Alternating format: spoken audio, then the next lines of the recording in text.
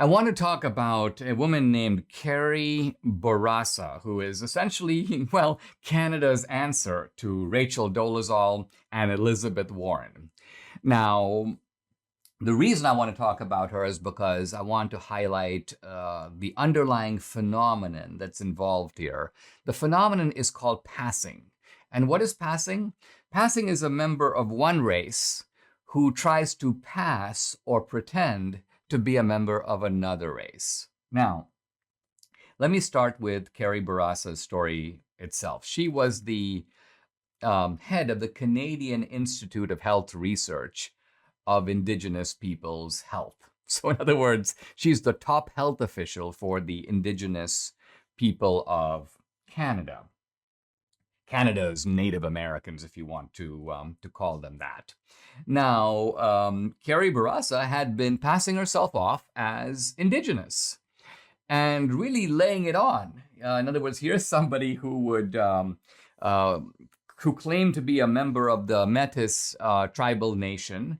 She apparently would dress up in massively and stereotypically Indigenous fashion. She was asked to give a TED talk at the University of Saskatchewan in Saskatoon. So she appears in full tribal regalia.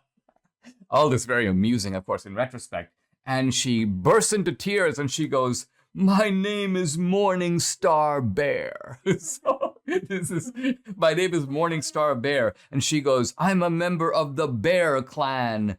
I'm Anishinaabe Metis from Treaty 4 territory." So see, part of it is when you're passing, you've got to say a whole bunch of tribal gobbledygook because it's a largely white audience and they become super impressed. Oh man, she's a member of this clan and she goes back to this treaty. And so this is a woman who's like playing her audience like a violin. But evidently there was a real Indigenous, a real Native American named Winona Wheeler in the audience. She goes, "This doesn't really sound right to me." So she begins to check out this woman in the full tribal regalia. She says, "Can you supply your genealogical records?" And she discovers that far from being a member of the Native American tribes of the Indigenous, Carrie Bourassa descends from immigrant farmers who came from Russia, Poland, and Czechoslovakia. In other words, the woman is white.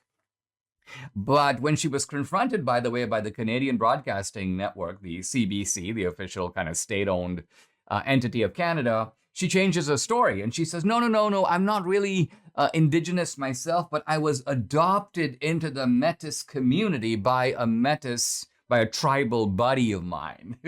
So this is Jesse Smollett all over again. Lie number one gives way to lie number two. But the Canadian Broadcasting Corporation, the CBC, looks into that and they discover that's bogus too.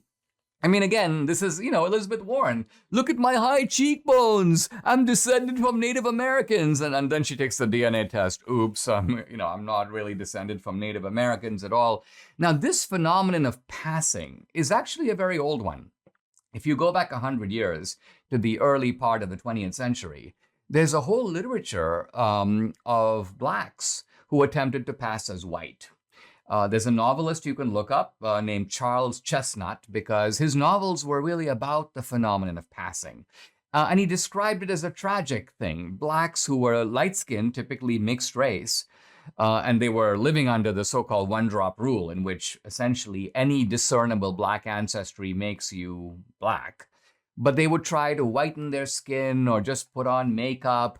And the idea was they tried to pass themselves off as white. And the reason is obvious. It was an era of white supremacy, and passing yourself off as white produced all kinds of benefits, social benefits, easier to marry a white guy, your children become, quote, lightened as a result. So the passing to white was a sign of which ideology was prevalent at the time, namely white supremacy. And the reason I'm telling you this is that now we have passing in the opposite direction for the obvious reason that we're living in an era of black supremacy and Native American supremacy. In other words, if you look at our laws, You look at our social practices. If someone goes, I'm Native American, everyone's like, oh, they're Native American.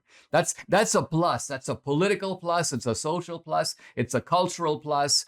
And the same applies to Black. So today you have white kids who pretend to be Black to get into college. Today you have Elizabeth Warren pretending to be Native American. Today you have Hawaiians pretending, people of Hawaiian ancestry pretending to be of Native American ancestry so they can collect casino benefits that are available only to Native Americans, but not to Hawaiian/Pacific Islanders. So this is the race racket. But what I'm trying to show is that the direction in which the passing goes, in this case, from white to, if you will, colored, is illuminating about the fact that today we don't live in an era of white supremacy. Contrary to all the ridiculous rhetoric, contrary to all the bogus nostrums of critical race theory, we don't live in an era of white supremacy. We live in an era of, let's call it, minority supremacy.